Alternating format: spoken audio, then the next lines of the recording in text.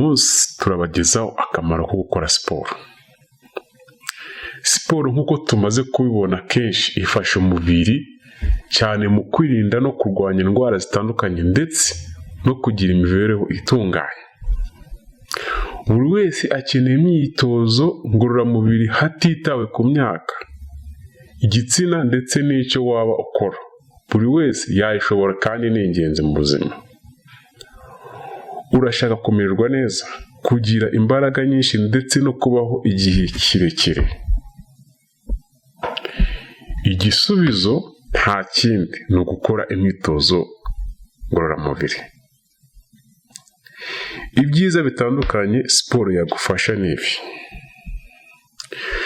Icya mbere, siporo igufasha gucunga no kwigira ibiro bikwiye. Imyitozo ngororamubiri ikurinda kwiyongera ibiro cyane, ikaguha ibiro bikwiye. Mu gihe cy'imyitozo umubiri ukoresha imbaraga bikagufasha gutwika ibinure, ibi bikakurinda umubyibuho utajyanye n'uko uteye. Icya kabiri, siporo igufasha kumererwa neza mu mubiri.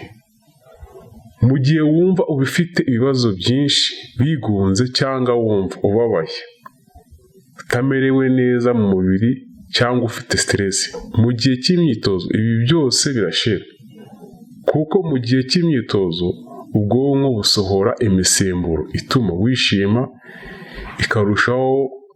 ukarushaho kumererwa neza.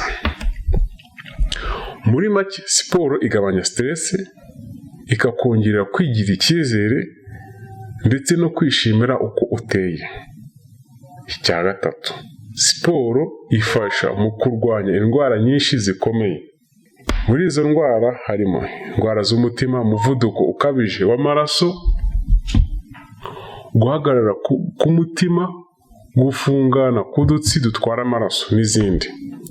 Zibasiye abantu benshi muri ibi bihe turimo: diyabete ya kabiri, kwigunga gukabije, depression, indwara nyinshi z'imitsi ndetse n'umugongo ushobora kugabanya ibyago byo kuba wazandura ukoresheje umubiri wawe imyitozo ngororamubiri ikwiye.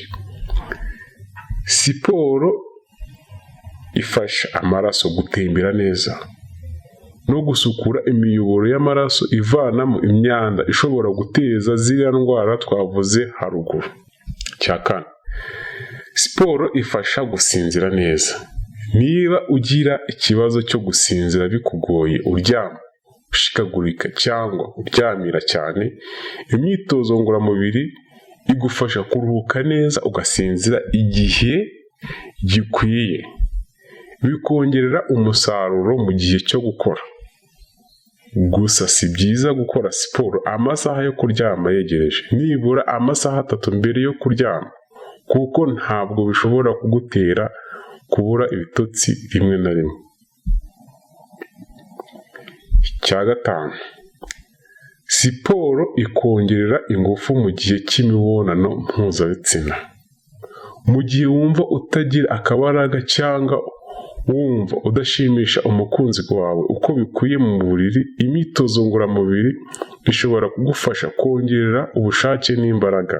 Imyitozo ku bagore bibongerera ubushake bwo gukora imibonano mpuzabitsina, mu gihe ku bagabo bakora siporo badakunze kugira ikibazo cyo kurangiza vuba cyangwa cyo kubura ubushake bwo gushimisha abagore babo. Icya gatandatu, siporo yongera ibyishimo n'ubusabane. Siporo n'imyitozo ngororamubiri bigufasha gusabana, kwishimira n'abandi no kumenyana n'abantu bashya. Ibi byose bikurinda kwigunga, kuba wenyine cyangwa kwiheba. Bituma ubuzima bwawe muri sosiyete burushaho kuba bwiza. Icyiza cya siporo, ushobora gukora siporo iyo ari yo yose wifuza, yaba gukina umupira, kwiruka, gukina basket, gukina volleyball, gukora yoga, kunyonga igare, kugenda n'amaguru wihuta, koga mu mazi muri pisine cyangwa abafite ikiyaga bakogamo, gusimbuka umugozi, kugorora ibice bitandukanye by'umubiri, gukora abdomino, kujya muri gym tonic, gukora pompage, guterura byuma n'izindi zose wifuza. Icyiza ni uko iyo bikurambiye ubivamo ugatangira ibindi gutyo gutyo.